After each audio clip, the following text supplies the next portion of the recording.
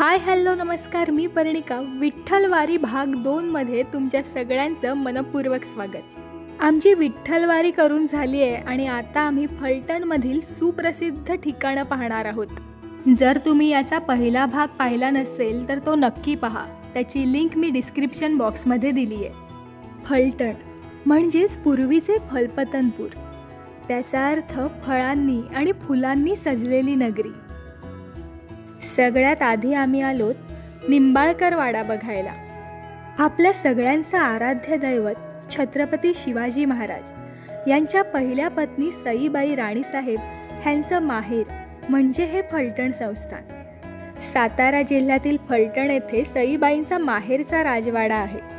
तोच हा निंबाळकर वाडा. हा राजवाडा वर्षातून फक्त एकदाच उघडतात, त्यामुळे आता तो बंद आहे.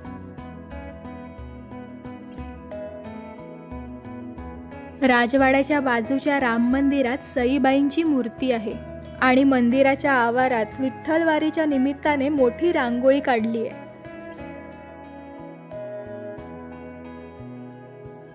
मंदिराची निर्मिती ही 1696 मध्ये झालेली आहे, हे तेथील शिलालेखांवरून आपल्याला समजतं. या प्राचीन मंदिरात आपल्याला नक्षीदार सागकाम पाहायला मिळतं. या मंदिरात अहिरावण आणि महिरावण असे 2 श्रीरामांचे द्वारपाल आहेत. त्यांची गळाभेट आणि पाया पडून मगच श्रीरामांचे दर्शन घ्यायची प्रथा आहे. या मंदिराचं वैशिष्ट्य म्हणजे शेषनागावर आरूढ अशी प्रभू श्रीरामांची काळ्या पाषाणातली मूर्ती या मंदिरात आहे.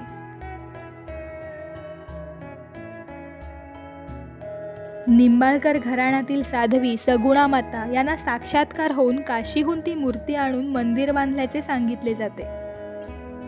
राजवाडा परिसरात अनेक देवतांची मंदिरे आहेत. सध्या त्या देवळांचं जीर्णोद्धार कार्य सुरू आहे.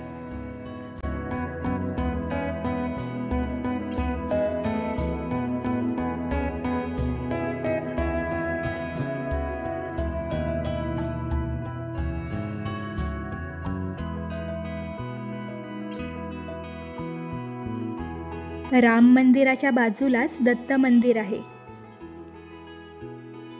या मंदिरात सुद्धा आपल्याला सागवान लाकडात केलेली नक्षीदार कलाकुसर पाहायला मिळते.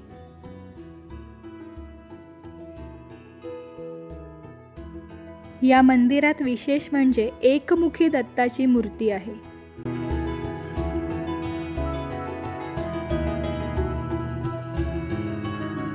आता आम्ही चाललो निंबाळकर वाड्याच्या बाजूलाच असलेल्या यादव काळातील हेमाडपंथी जबरेश्वर मंदिरात. 12व्या शतकात एकाच शिळेतून म्हणजेच एकच मोठा दगड कोरून तयार केलेले हे मंदिर आहे. या मंदिरावर कोरलेल्या मूर्त्यांवरून असे म्हटले जाते की हे मंदिर यादव काळातील इसवी सन 1000 ते 1400 मधील जैन मंदिर असावे.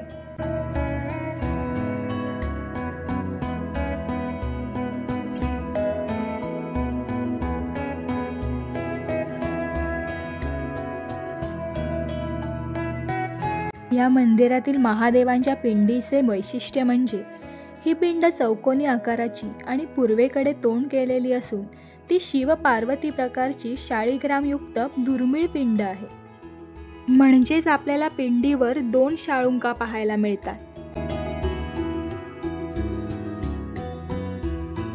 मंदिराच्या डाव्या बाजूला 5 फण्यांची नागिण व तिची 2 पिल्ले तर उजव्या बाजूला विठ्ठल रखुमाई यांची काळ्या पाषाणातली मूर्ती पाहायला मिळते.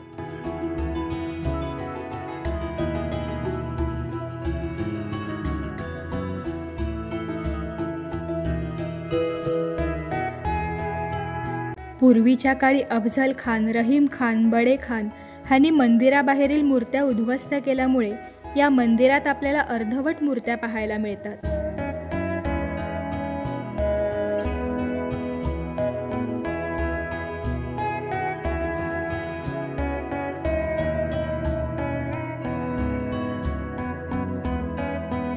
या मंदिराच्या बाजूलाच एक हनुमान मंदिर देखील आहे.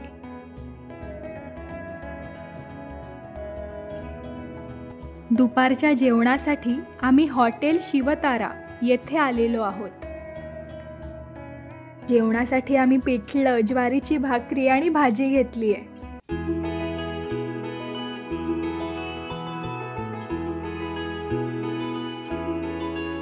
आता आम्ही चाललोत मोरगावमधील अष्टविनायकातील सगळ्यात पहिला गणपती पाहायला, श्री मयुरेश्वर गणपती मंदिरात।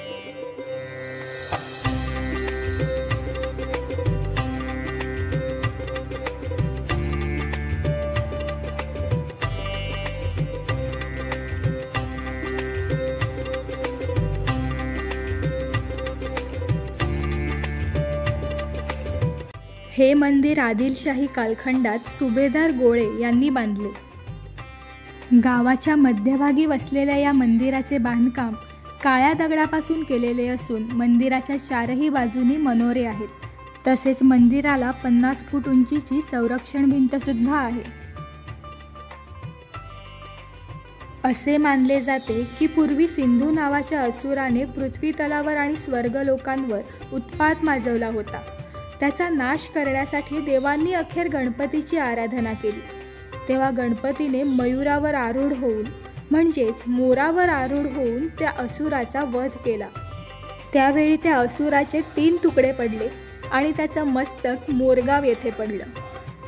मयुरावर आरूढ होऊन गणपतीने असुराचा वध केला, म्हणूनच येथील गणपतीला मयुरेश्वर गणपती असे म्हणतात।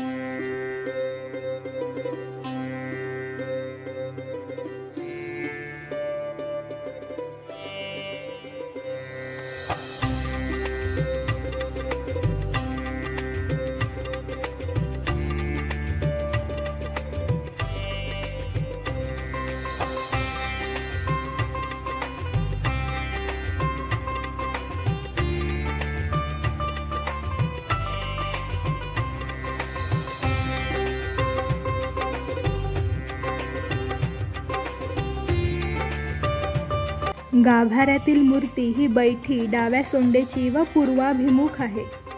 तसेच मूर्तीच्या डोळ्यांत व बेंबीत हिरे बसवले आहेत। मूर्तीच्या मस्तकावर नागाचा फणा आहे, तर मूर्तीच्या डाव्या व उजव्या बाजूला रिद्धी सिद्धीच्या पितळेच्या मूर्ती आहेत आणि मूर्तीच्या पुढे मूषक व मयूर विराजमान आहेत।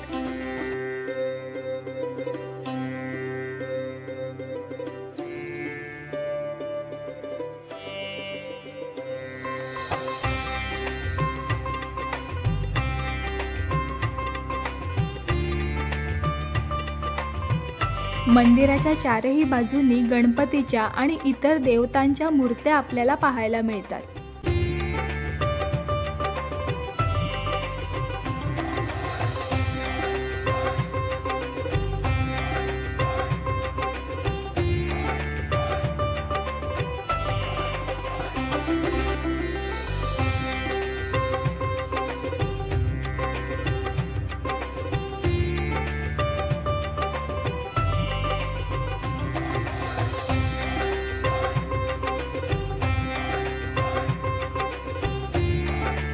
या मंदिरासमोर नंदीची मोठी मूर्ती पाहायला मिळते। असं म्हणतात, उत्तर भारतातील एका मंदिरासाठी एका रथातून ही मूर्ती नेली जात होती, पण या मंदिरासमोर येऊन त्या रथाचं चाक तुटलं आणि मग ती मूर्ती इथेच ठेवण्यात आली। जनरली शंकराच्या मंदिरासमोर नंदी असतो, पण असं म्हटलं जातं की हे जगातील एकमेव गणपती मंदिर आहे जिथे नंदी विराजमान आहे। आता आम्ही चाललो आहोत आजच्या दिवसाचं शेवटचं देवस्थान बघायला, जेजुरी गडावर।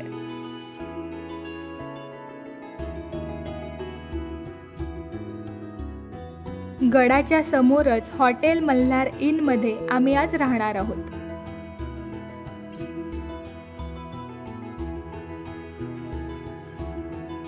हॉटेलमध्ये थोडंसं फ्रेश होऊन आम्ही आता जेजुरी गड चढायला निघालो।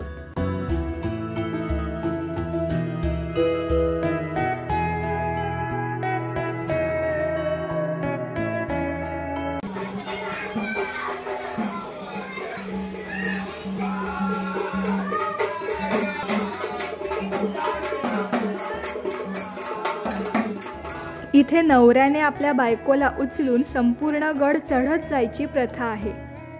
या जेजुरी गडावर 200 पेक्षाही जास्त पायऱ्या आहेत। तसेच या गडाला 9 लाख पायऱ्यांचा डोंगर असेही म्हटले जाते। वरती खंडोबाच्या मंदिरात हळद म्हणजेच भंडारा उधळला जातो। म्हणूनच जेजुरी गड चढताना आपल्याला जागोजागी हळद विकणारे दिसतात।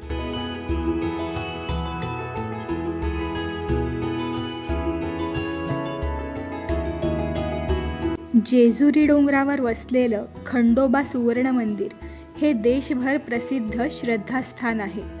शिव, भैरव, सूर्यदेव, कार्तिकेय या देवांचा संगम म्हणजेच खंडोबा, मार्तंड किंवा मल्हार। पूर्व दरवाजातून प्रवेश केल्यावर थोड्या उंच अशा पायऱ्या आपल्याला लागतात।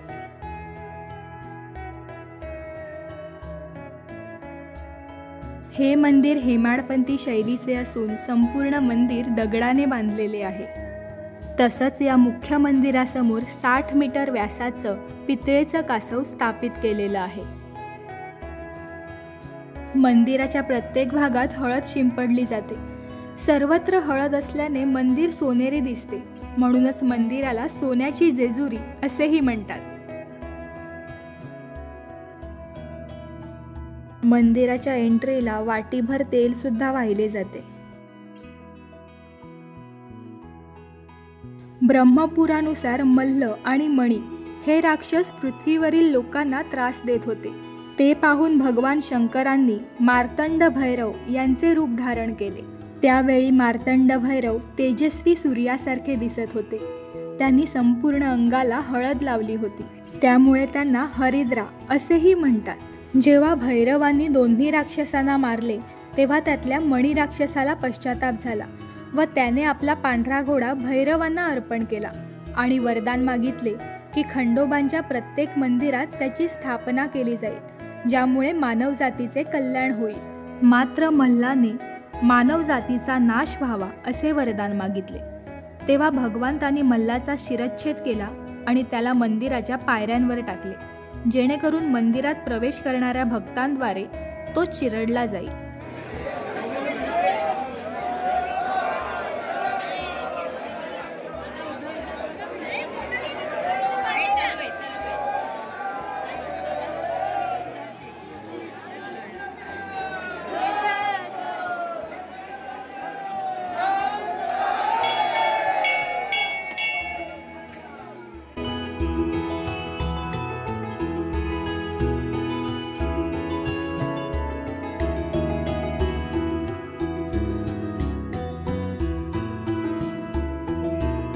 मंदिराच्या मागच्या बाजूने शंकराचं आणि तुळजाभवानी मातेचं मंदिर आहे।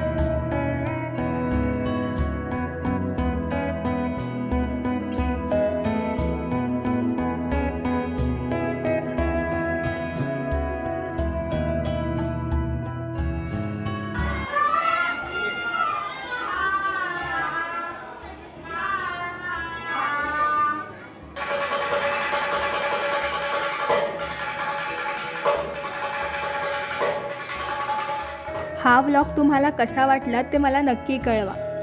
उद्या रिटर्न जाताना सुद्धा आम्ही दुसरी देवस्थळं फिरणार आहोत, तेव्हा भेटूया पुढच्या भागात लवकरच।